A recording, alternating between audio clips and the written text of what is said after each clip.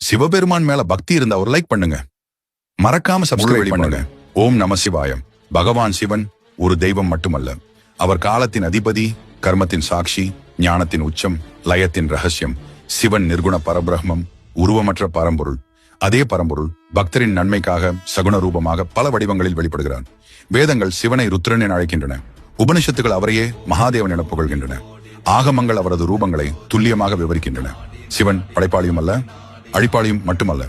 படைப்பு, காப்பு, லயம் மூன்றையும் ஒரே சமயத்தில் நடத்தும் பரம்பொருள்.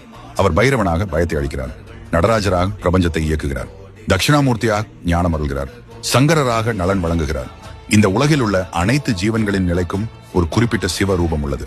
அந்த தேவைக்கேற்ப சிவன் தன்னை வெளிப்படுத்துகிறார். அதனால் தான் சைவ ஆகமங்களில் 64 சிவரூபங்கள் விரிவாக கூறப்பட்டுள்ளன. ஒவ்வொரு ரூபமும் ஒரு தத்துவம், ஒரு லீலை, ஒரு அருள்.